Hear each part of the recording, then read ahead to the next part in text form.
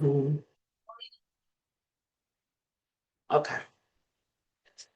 So hey y'all, welcome back to Couch Conversations, y'all. Um, this is where we just don't talk. We don't just talk about things. We confront, we unpack, and we heal out loud. That's what we're gonna do on today. Okay. I'm your host, Venus Chandler. Hey. But before we get started into this episode, I want to say this. This conversation may be triggering for some. We will be speaking honestly about personal truths, trauma, and internal battles many of us try to avoid. So please take care of yourselves while you're listening to this, okay? Now, this episode is called Facing the Truth About Ourselves. And let me be clear, this is not an easy conversation. It isn't even easy for me. And I've been on this healing journey, okay? So, because a lot of us have mastered the art of surviving, right? We have mastered that art, but we have not mastered the art of the courage that it takes to stand in the mirror and look at ourselves and be truthful. And I gotta be honest when I say this. I thought, no, I can stand in the mirror and be truthful about who I am, but even I have some issues that I still have to really tackle. And yeah. And I think that this conversation is going to bring some of that to the surface. Okay. We've mastered the truth about, you know, what we've been through, or I should say, we have not mastered that truth. Okay. We have not mastered the truth about what we've allowed in our lives. And we also have not mastered the truth about telling the truth about who we become as a result of all these things that we've been through. Right.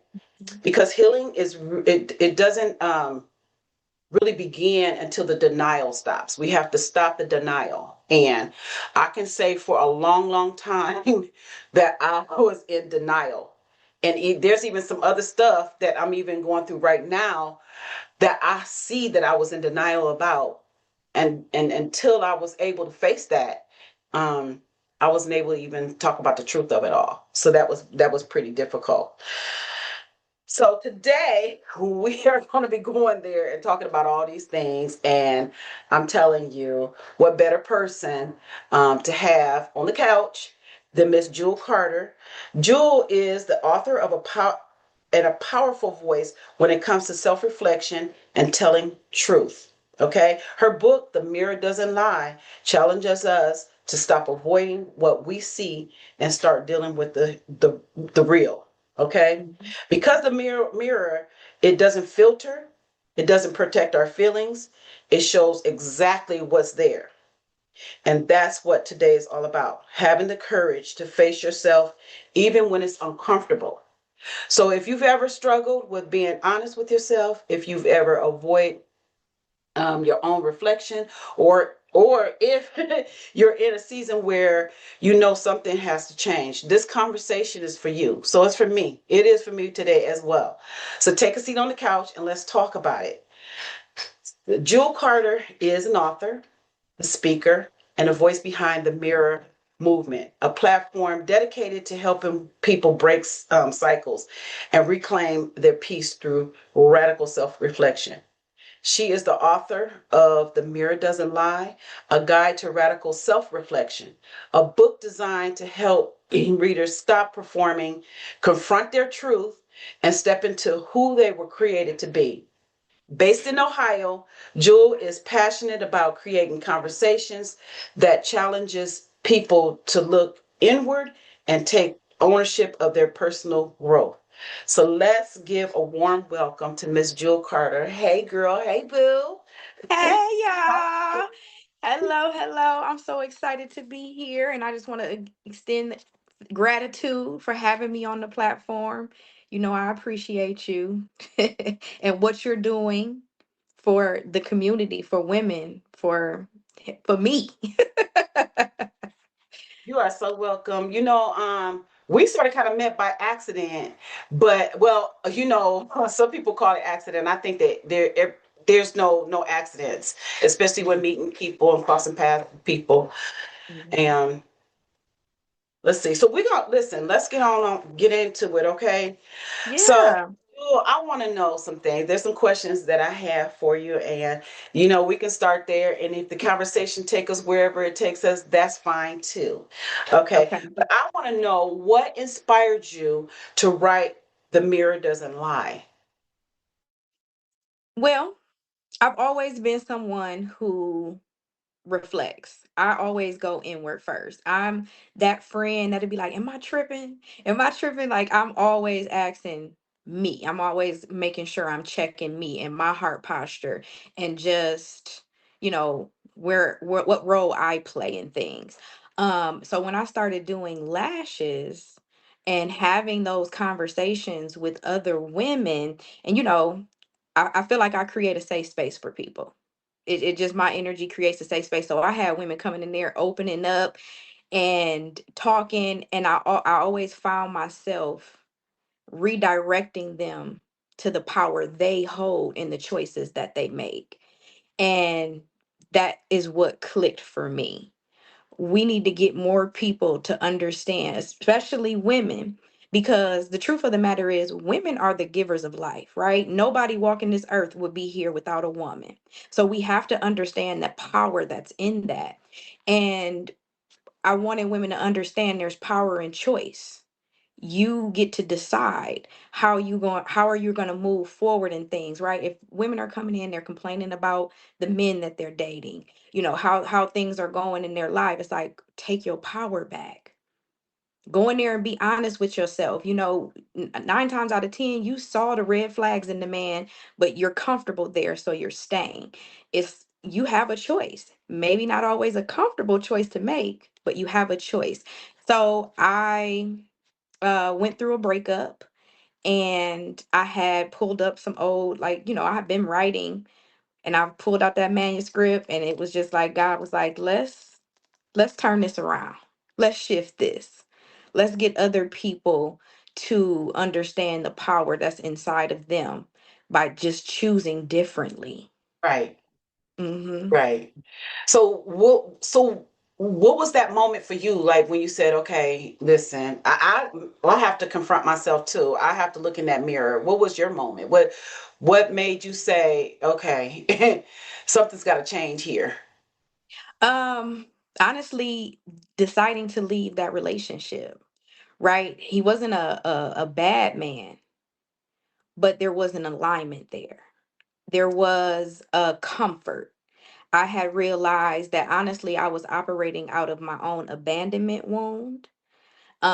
And when you haven't been loved properly and someone comes in and they're loving you, even if it's not in alignment or what you feel you deserve, you stick in that, you stick around. It's like, okay, I've struggled with abandonment, but they're here, so it was a comfort for me.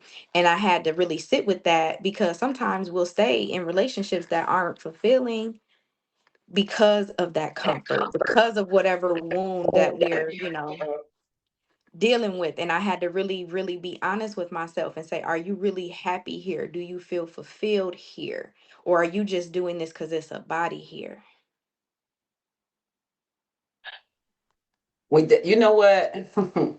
So I might have to tell you this off camera because there is a sense of shame still connected to it. I have been married several times, and a lot of the times, it's the same thing that I got into these relationships, and there I was, and felt stuck and ashamed to leave because I'm like, here's another relationship and another relationship, but I knew that these relationships they were damaging me, Hmm. so. Ooh, ooh, that's deep. Yeah. Yeah, that's deep. And you know what? It's so crazy because it's making me, even now, even talking about it, it's making me think about like Venus, you're gonna have to get in the mirror about this. You're gonna have to really come to terms why you did this. I've been married 7 times. My Hmm. husband that I'm married to now, this is my seventh marriage. And it's so crazy. We eloped, but this is someone that I've been off and on with for 30 some odd years. And Hmm. this is like he is the love of my life. He's always have been. Hmm. And even when I married him. At the time that I married him, I knew, like, I'm rushing this thing, you know. But and I didn't even think about alignment. I just thought I love him. Yeah. And but the one thing I did, and he did too. It's like we really have to go to God about this, and we really have to, if we want to stay in this marriage, and it was rough. It was Yeah. rough.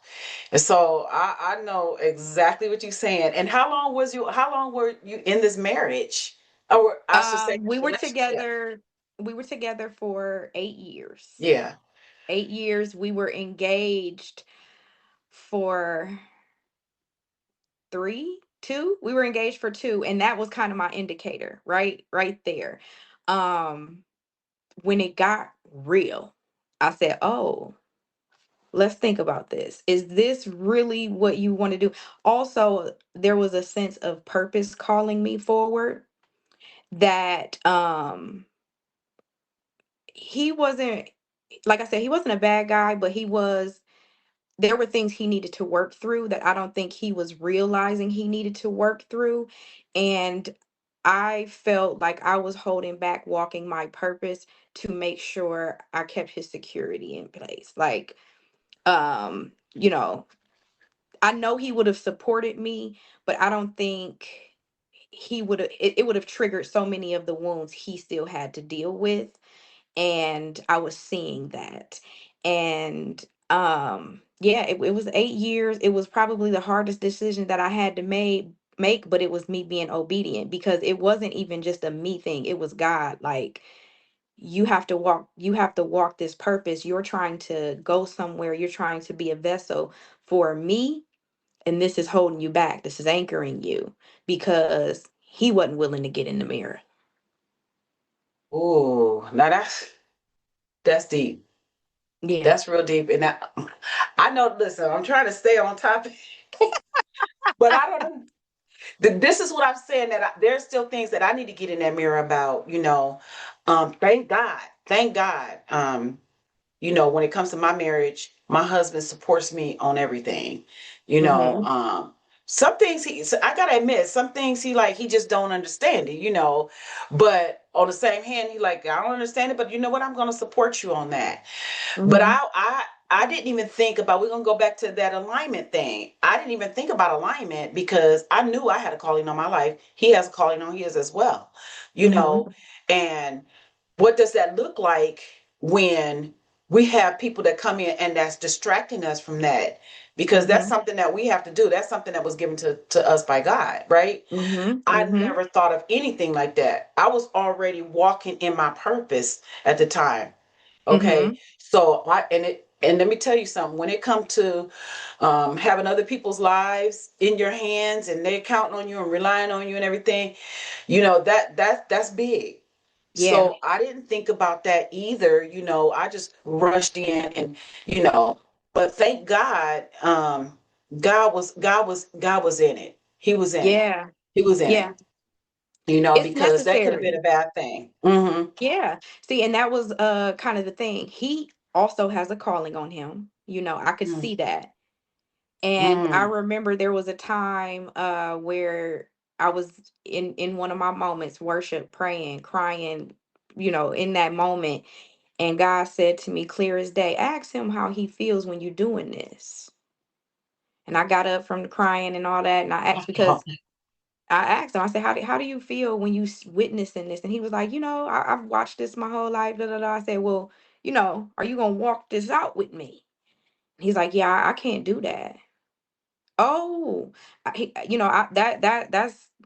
a little, not necessarily that's heavier than I like to do, but he just kind of it was a straight up, yeah, I'm not ready to walk in my purpose. I don't want to tap into that calling. And I literally told him, I'm letting you know now, God's calling me and I'm going. And if I got to walk this path by myself, that's what I'm going to have to do. I then Yeah. still gave time to see, are you going, hey, Cause I gotta go. I'm keep coming back to the gate. I'm headed down the path. I'll get so far in, and then I see you back there, and I'll run back like, come with. And you standing outside the gate, baby. I want to be in the gate. And he kind of just was like, yeah, I'm not gonna be able to do that. I don't think even in that moment he realized what was happening. I'm sure now maybe he does. I'm sure he'll sit back and think back on those moments and be like, she said that, like she said, God is calling her, and she trying to pick up the phone, and I Right. wasn't. Yeah. And I think it's important when doing this work that your partner is walking to. You better say that. And Yeah. that's very, very, very important. And it's crazy. You said you kept running back. It's like, are you ready yet? And it didn't do anything but delay what you had to do. And you know what's so crazy about it? Somebody told me, they said, can you imagine how many people are dying on your watch because you Mm-hmm. you haven't showed up yet? And until somebody told me that, it's like that sort of kind of blew my mind. That blew my Mm-hmm. mind. But Jewel, let me ask you this: in writing this book, this is a deep. This is deep. This mirror thing, I'm telling you, and it's called a mirror. It's mirror movement, right? Yes. So, this is deep. But what was the most emotional part of writing this? What was the most? What sparked those emotions? Owning my part.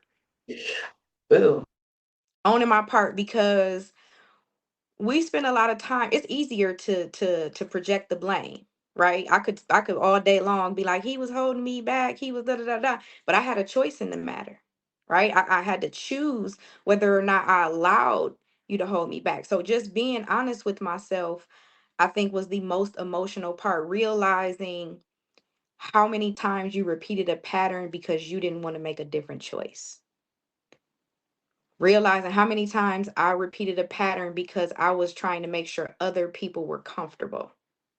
don't have me to run down the street and run back. Please don't,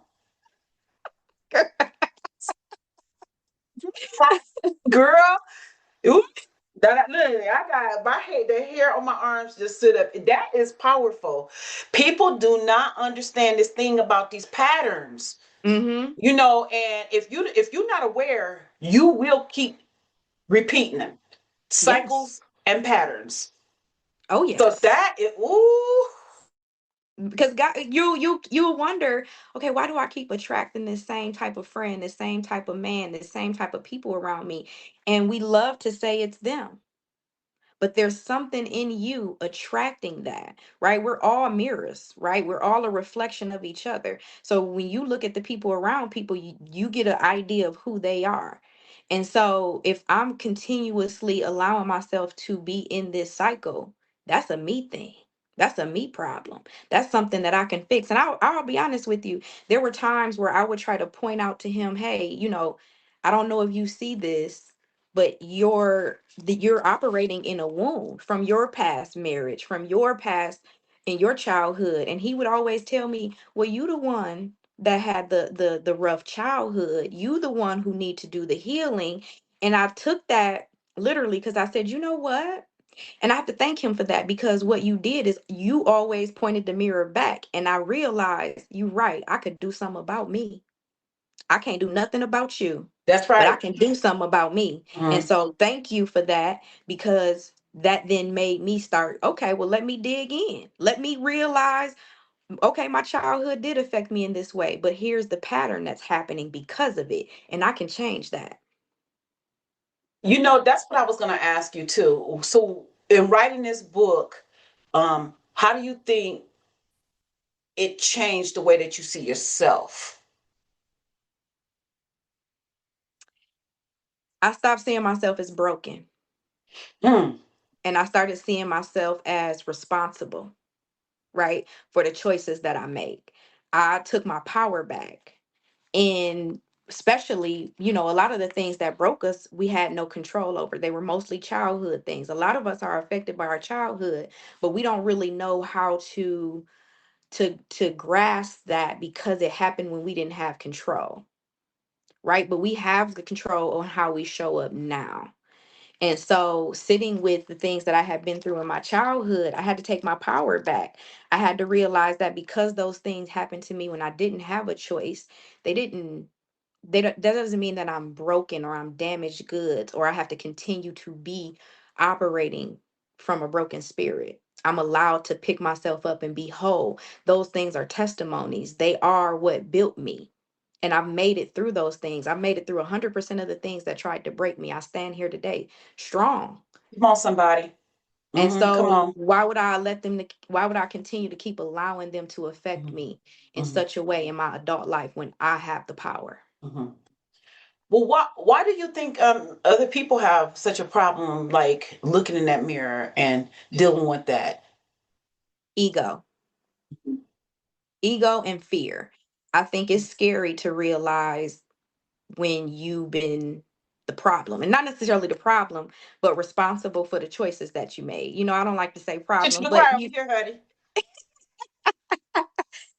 and then ego, right? Because a lot of us are walking around with a mask on. We're performing the being strong. We're performing, all of the different things. So when you didn't have that mask on, that ego, that's what I like to call it, for so long, you don't want to see the truth. You You, girl, listen. I'm about to listen. Let me run down the street, and run back. listen, You I mean, it's all up just in my easier to blame. brain It's easier to because, blame other people. woo, It's so much easier. It's so yeah, much easier to blame yeah. other people. Yeah. And Well, and that's that's what I did for many, many years. I mean, like, no, you was because I was molested, because I was neglected, and it's you. But no, I just said this not too long ago. There comes a time when you listen, when you're grown, it is not your fault what happened to you, but it is 100% your responsibility to heal from this. You have yes. to do it. Yes. This is your responsibility. And is it fair? No, it isn't fair. You Mhm. can't keep going around blaming people. Let me tell you, what I'm going through now, even with my children, I have two children that I'm estranged from. So I wrote the book Cut Off not too long Mhm. ago. And that's what I was talking about. And that is what I'm trying to get people to understand. You have to take responsibility for you. Yeah. Okay? You can't continue to blame other people. Yes, what was done to me was horrid. Okay? It Mhm. was horrible. It set my life in a whole totally different direction. Mhm. But listen, it is my responsibility to get it right now. It's my sorry about that. It's my responsibility. Mhm. It's just we avoid, right? That's an uncomfortable thing to sit in. Most of us, let's be real, most of us have blacked out from that, blocked it out.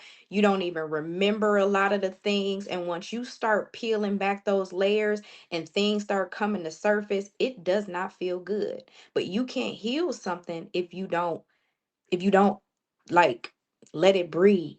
If you don't sit in it, like you have to be able to like cry, be angry, get those emotions out. Sometimes it's so suppressed that you Yeah. don't even realize how bad it's hurting you still. And so when those things start to rise, people be ready to push them back down. But if it's coming up, it's coming out. If it's That's coming what up, I was it's coming out. that's what I was going to ask. What do you think people are afraid of? I know what I was afraid of, honey. But what do you think that people are afraid of? Reliving that, having to put yourself back in that space to accept that it happened and to release the shame. So, like, even if just speaking on sexual assault, right? There's a shame that comes with that, especially if you never talked about it or told anybody and you just held it in. There's a shame. There's almost a guilt that you feel responsible, and you have to release that. You didn't cause that. That is whomever done that to you. That is their cross to bear. And you can be angry. I don't think people allow themselves to be angry. I mean, they do, but they take it out in other ways, right? You see people that are walking around hurting, they're angry. Hurt people, they're bleeding on other people because they haven't sat with what's hurting them for real and release that anger. So even in my journal that I created, I have where you write letters to people. Write it out. Get that anger out. You're allowed to be angry that they did that to you. You're allowed to feel sad. You're allowed to sit in those feelings, but we don't. And honestly, let's be real. A lot of us black women and women just in general don't have the ability. We have to always keep going. So we don't even have the time to sit in it because our next task is on the list. Our kids need us, our husbands need us, our friends or whomever need us. But sometimes we need to take a pause and reflect and really sit in what we've been through and allow that to come out, release itself, because it'll sit festering in your body. That's how sickness is created. That's how depression happens. That's anxiety. That's all of those things. It's really just stuff that you haven't really allowed to come on out. Just let it come out. Cry it out. You got to cry for weeks. That's okay, but pull yourself out of that. Yeah, that's another thing too. People don't understand that, the depression and all that stuff, it can actually kill you. My mom was young. My mom was 49 when she passed away. She passed away from a broken heart. And my mom, and she just is, she couldn't release that stuff. She just Hmm. couldn't. And I'd be like, I wish what I know now, I wish I would have known then and I could have helped her and she could have lived. She was Hmm. just so just depressed. And Hmm. she allowed the world to just really just, just beat her down. My Hmm. mom had me when she was 14 years old, and she had been through sexual abuse and, a lot of different traumas and things like that. And my mom, she just couldn't do the work. She Hmm. was one who lived in survival mode. My mom didn't really raise me. I grew up in the foster system, and I was in the children's home and lived with relatives and things like that. But my mom was always somewhere near. When I Hmm. was 13, my mom just up like, "Hey, I'm out of here. Take care of your brother and sister." I'm out of here. Hmm. She couldn't deal with it. She couldn't Hmm. look in the mirror. She couldn't. I mean, she could not take any steps into being better. And even Hmm. every time she tried, she would just pull back. Hmm. And that breaks my heart.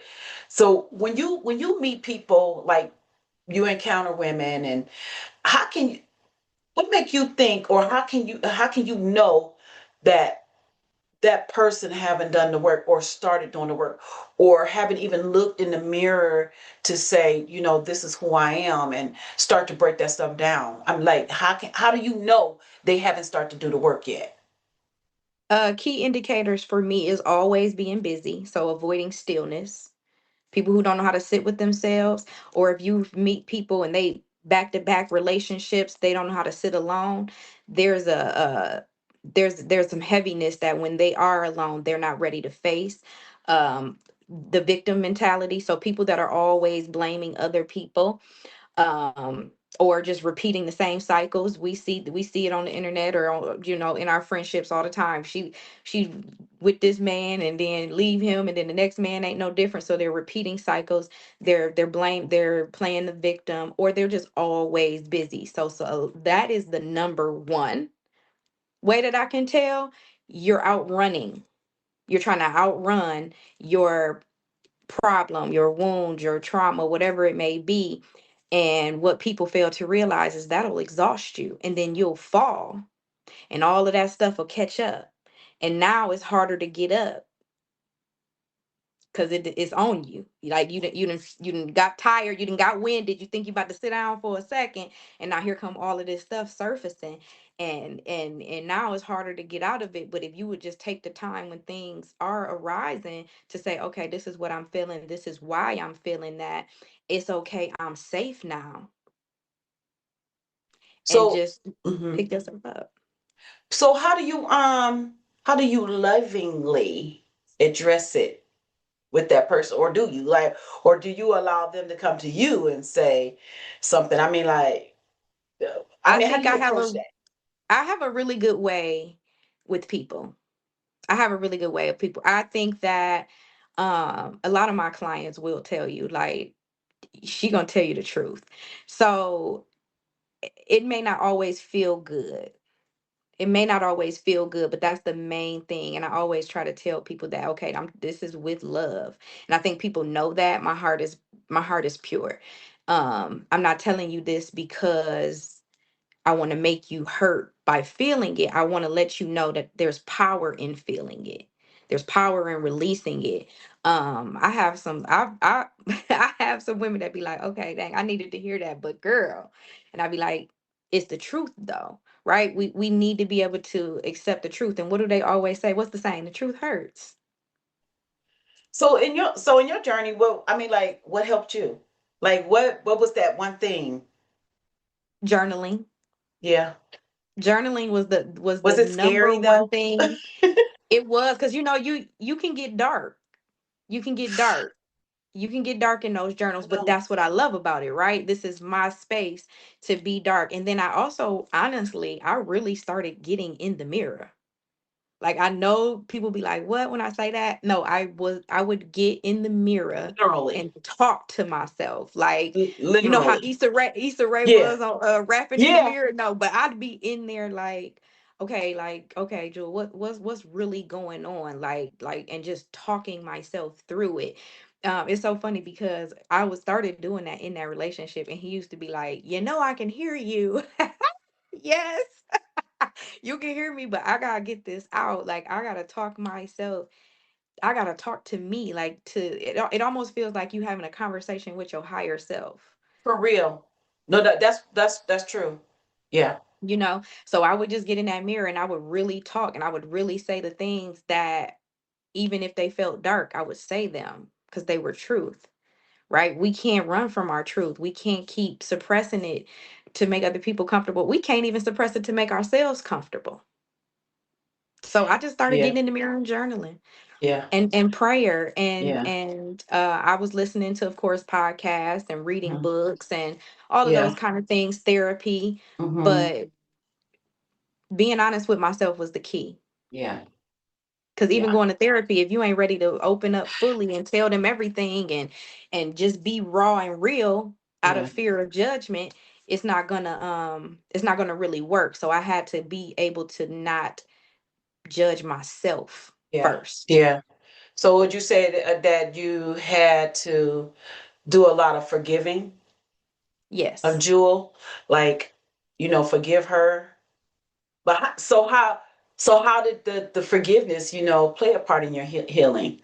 How did that happen? Because I know, whew, forgiveness, I'm gonna tell you, is a big thing, Mm-hmm. especially when we're trying to heal. We thinking that, like you said, we're going back to when we was talking about everybody else is the problem, and then we realize, oh shoot, it was me.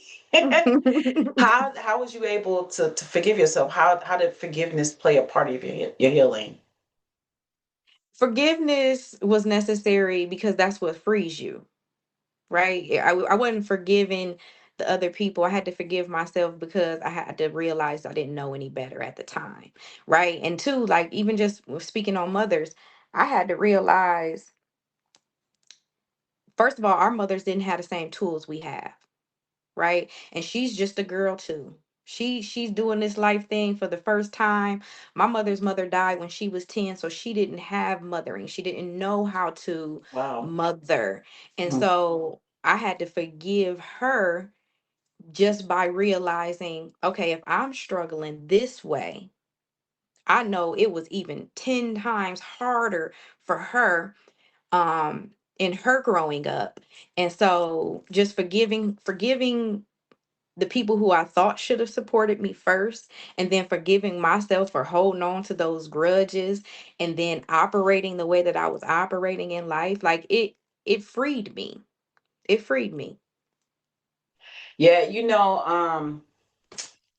I don't know what it was about my mom. For some reason, I always knew when I was younger that my mother was struggling. And I got mad at her when she walked out. I got mad I got mad because she left me behind. I thought I was her homegirl. Yeah. Why you leave me? Hmm. So I know I dealt with abandonment a lot. Like, and I still struggle with it a little bit, Hmm. as a result. Um But I had to forgive my mom, for just walking out, for giving up. Even when, I'm gonna tell you the truth too, when she passed away, I was mad at her. I was so Mhm. mad at her. I was so angry with her. Like, you gave up. I mean, it's enough. You Mhm. walked out when I was 13. You left me with my brother and sister, and didn't care about what life was gonna happen to me. And now here you leaving me again, and this time it's permanent. Yeah. What do I do with that? So I think that when my mom passed away, girl, I think I went on a warpath. I'm not gonna even kid you. I went Mhm. on a warpath. I was like, I've had enough. This is it. And I mean, like, I'm about to destroy everybody. And I Mhm. did. I was on this crazy trip for a long time. Oh, a really long time. And I'm 59 now, and I started this journey probably only about 11 years ago. Mhm. This journey to healing and forgiving and, trying to evolve. And what can I do to be a better person? Because when I look back at my younger, honey, when I look back at my younger life, a girl, I just think that I was just a bad person. And I was a bad person because, just like you said, hurt people, you Yeah. know. And as a result, I think that, well, I don't even think, I know that is one of the reasons why my two older children have the issues that they do, have the Mhm. issues that they have with me, Mhm. because, how I live my life, because refusing to forgive. I'm like, nah, you did this to me. I've forgiven you. I can remember even saying it out loud. I'm never, never, never gonna forgive that Mhm. person for that, or I'm never gonna forgive this person for that. You know what I'm saying? Mhm. So I don't know. No, I totally understand that, but the forgiveness ain't for them. The forgiveness ain't for them, and let me give you a peace of mind and a reframe. Um, the scars will always be there, and that's just like if you had a scar on your body and somebody comes stab at it, it's still gonna hurt, right? So wounds and trauma and those things, they never really leave. You just learn how to walk in them. You learn how to pull yourself out of that Right. slump faster, right? When Right. you're triggered by things, you now know how to, okay, this is what's triggering that. This is my abandonment wound Mhm. being poked at right now. Let me pull Right. myself together. Because it never goes away, right? Those Mhm. things happen to us. We were abandoned, we were, assaulted and things like that. So that never leaves. And I think that's what there's a peace in that, right? There's a peace once you realize, okay, this did happen. It's a part of my story. There are going to be things that still trigger that, but now I know the root. And once you know the root, you know when to pull up the weed. Like, okay, all right, this, all right, I know what this feeling is. Let me gather myself. Let me do whatever it is that calms me back down or pulls me back into the reality, pulls me back into my power. I don't have to let those things control me anymore because now I've faced them and I know what they feel like, what they look like when they're triggered. Right. So that's what I was going to ask you too. Like, so what advice would you give somebody who is struggling, who is trying to evolve, who is trying to change, who is trying to face that person in the mirror? What advice would Don't you give them? rush. Don't rush healing. You'll Hmm. be forever healing, right? Because even right now we still have things that are going to come about in our life that we'll have to heal from. We still have losses, that'll come. Let's be real, life is forever changing. You're gonna still encounter things. Healing is going to be a lifetime thing that you have to dedicate yourself to, and start small. You don't have to heal every single thing at once, and be honest.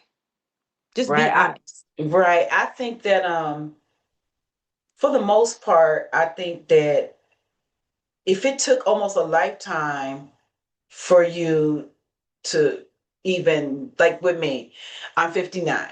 It took up until just maybe 11 years ago where I said, okay, I got to do something different. I know it isn't going to take me 1 year or 2 years to heal or get past, things that I've been through. I know Mhm. that this is going to be a lifetime journey. But I think Mhm. that as long as I keep moving in that direction, I'm good to go. and then Mm-hmm. I'm not turning backwards.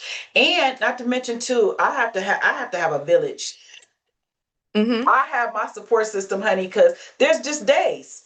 There's Mm-hmm. days. I mean, I'm sitting around, woe is me, and because of this, and then and then I have to call that one friend that's gonna check me in, like, excuse me, ma'am, and Yeah.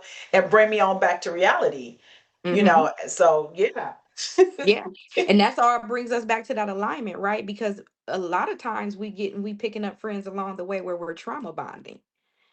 So they're not That right there. capable of picking you up. They're not Right. capable of going, hey, let me pull you back. And Right. so that was another reason why I wrote the book. I want to be the woman to help people pull themselves back because I didn't have that. I was doing that, but I didn't have that. And so I feel like when I step out, now I can create a community of women that are walking the same path, that are in alignment, that can check me when I need that check. And hey, sis, you spiraling, you operating out of that wound, that trauma is showing up, and it's necessary, it's needed. So I wanted to be that voice for people, like, okay, come on, we can do this. You've done harder. The Yeah. things that happened were harder. Yeah. You here now, you still standing. As long as God got breath in your body, you got a purpose to walk out, and your story can help somebody else. And we can now, like you said, you're 59, I'm about to be 40, right? There are women in their early teens, late teens, 20s, 30s that are struggling, and they need us so that they aren't waiting, and they aren't affecting their children. They aren't ruining relationships. And because I had a guard up with women and friendships and things like that, because like I don't even want to give nobody the opportunity to hurt or betray me. But now I don't move like that, because if you decide to do something hurtful to me, that's a you thing. I can't walk around guarded, because people gonna be people. It's just up to me to see them and then move accordingly. Well, Jewel, listen, we're probably going to have to end our interview right now. I didn't realize that the neighbor was going to be cutting grass, beating on cars, things like that, and interrupting our broadcast.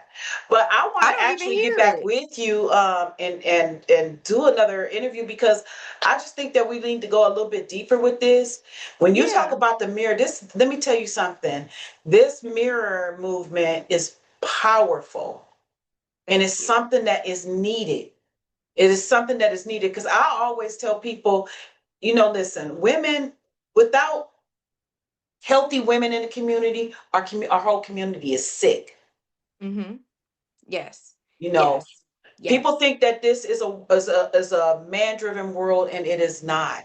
It is not. No. It's not. No, It really isn't. it's funny you said that. I was just talking to my friend, and I was basically telling her, because she was kind of asking, like, do you feel like you helping men as well? And I said, absolutely. Because by me giving women the power back to themselves, they'll then be able to now speak life into their men. And that is, because men aren't vulnerable, but I personally have a way with men where they open up to me. They do become vulnerable. I have learned how to create a safe space for people. And so when I give other women that power, and now they know how to go home and talk to their man and allow him that vulnerability, now he heals. And now they can now become the leaders again in our lives. But we got to always remember the power starts with us. I'm sorry. I love the men. We love y'all. Y'all are No kings. lies been told there, boo. But There is no you lies been told there. yeah, And we we really don't are. have to say it. We don't have to go around saying it. We don't. It's the truth. It is Yes. the truth. Yes. Just like, think about our home. Our home is not healthy. Our home is not comfortable. Our home is not full of love when we're not well. That Yeah. was my whole goal. Like, even with my marriage now, we have a very healthy marriage, and I love it. My husband, this man, he is just amazing, and that's just that. Like, I'm the crazy one, and he's the level-headed one. But he also know that if I'm not well, our home is not well. and Yes. he gets that. And I love that about him. Mm-hmm. And I love how he even teach that to other men, that listen, you Yes. have to honor your wife. Yeah, we don't like it sometimes, but we have to honor them. They are the one, they're the strong one. They're the ones that keep it together. We are the glue. We are the glue. Yes. Yes. We're the y'all are the head. We are the neck. But that head can't do nothing without the neck. Not one thing, hunty. That one thing. So I want that to be, it's a domino effect. Once we heal, now we are passing down that healing to our children. And that's how you break generational curses. That's how you break those generational cycles by, Generational patterns, honey. yes, all of the Come things. on. It's a domino thing, and I need women to understand how powerful they are. And if we're all walking around hurting, what's happening? That's still a domino effect. Now our children are hurting, our men are hurting, and they typically aren't going to speak on it. No, they not, and that's so sad. That's a sad thing. That is a Hmm. sad thing. One thing I'm not even trying to keep bragging about my husband, but No, the honey, one brag thing, on the husband. Brag on the the one husband. thing, the Because one women need to thing know that, there are men out there like that. They are. yes, he Yes. is. Let me tell you, I love the fact that emotionally he don't mind being vulnerable. you Mm-hmm. know, and I love it. I love it. My Mm-hmm. husband has no problem crying. He has no problem saying, I'm hurt, or Mm-hmm. I'm sorry, or any of that. Mm-hmm. And that's important, you It's know. very important. Yeah. Yes. And they Jewel, need to feel safe doing that. And if they'll feel safe when we feel safe. absolutely. Jewel, what is one thing that you want your readers to take away from this book? That healing happens when you stop lying to yourself. I got a moment. I almost ran down the street and ran back again. Say that one more time, please, for the people in the back. Healing healing happens when you stop lying to yourself. That is when it starts. When you stop lying to you. I thank you for that. You're welcome. I'm telling you, when I said in the beginning, I said, listen, this is a conversation for me too, because there's still some things that I know that I need to go ahead and be truthful about. Like, I could tell you that I go to work every day, come home, and I'm in the house. That's it. And I can't say that I have two best friends, but they're in California. But I don't really have friends because it's so crazy that when you're doing the work, you can actually see people who are not doing the work, and it's scary. I don't want to go over there. I'm Yes. scared Yes. because I don't want to do what you was doing, running back. You ready yet? Yeah. And Yeah. getting off track and getting distracted. Mm-hmm. Mm-hmm. So that's a good one. Well, Mm-hmm. where can people find your book? They can find the book on Amazon. Um, Amazon, and then of course I do have it linked on my social. So the Mhm. Jewel Carter, everything is linked there, but you can mostly find it on Amazon right now. But we speaking life into existence. So hopefully it'll be in bookstores. It's also in libraries in Ohio. So all over Ohio you can order it in the public library if you got a library Okay. card. So Okay. she is in the library. Yeah. Or on Amazon. Okay, well, Jewel, thank you so much. Thank you for so much for taking your time on your Sunday. I know you could be relaxing and doing anything, but thank you for dropping in. I'm sorry about all the distractions in the back, but I'm in a home office, so I but we honestly gonna can't make it hear work. it. Okay, Yep. So good. you good. You Yeah, good. we're gonna make it I work. can't hear it. We're gonna make No, it work thank because the you. message is so much louder than whatever is going on in the background. It's so much louder, and I needed this. I I needed this. I It thank has you. actually sparked something in me. I ain't gonna lie. It has I sparked love that. something. I love that. And that's Yeah, what I want to do. yeah, That's what I want to do. I yeah, want to not only help people heal, but I want to activate that. I yeah, want people to be inspired and feel activated. I want people, when they leave my presence, I want them to be like, okay, let's go. yeah, And I yeah, can take on anything. I can do anything. Because why? You standing right now. Right now, you still stand. There's nothing that can hold you back but you. Well, okay. Well, so how can people find you? I mean, how can they find Miss Jewel?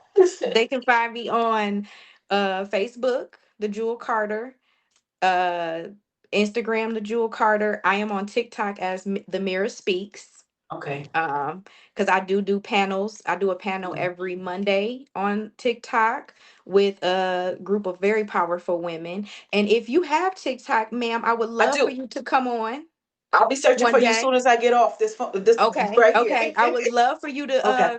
come up and talk and Hmm. do the things we do that typically every Monday, in case unless someone's schedule it doesn't Okay. align, then we'll move it, but we do put out a post to say we're moving it. Hmm. But it's usually every Monday night, Hmm. 8:30 ish. And yeah, we it's Yeah, powerful. it's powerful. And I'm doing a lot more speaking. I have the podcast coming up on the 12th. Um and I'm just trying to move the mirror movement further. I'm trying to make this thing global. Yeah, I was just about to ask you what you got coming up next. What's next is, and you do any type of one-on-ones with anybody or anything like that? I want to start offering that service. I did just get my life coach certification, so I am ready to start really doing this one on one. But again, I'll be honest with you, Venus. I'm doing all of this independently, right? No mentor. This is all God guided, and so he can't come down and fully direct how to put the strategy or the systems in place. And so I'm Hmm. learning and Hmm. researching. Yeah. I think right now I'm ready to take that on, do one-on-one, start mentoring, group things. We got big things coming for We got us. big things. That's why I said we gotta talk, girl. I can't wait. I just love you, man. I said I love you too. I don't know what it is. Me and you just like and you sound like you was 20 years younger than me. I got an old soul, honey. I always tell people I feel ancient. Like I genuinely feel ancient. Well, you don't look ancient, beautiful. All right, Thank Miss you. Jewel, I'm gonna let you go and enjoy your Sunday, enjoy your son for today and everything.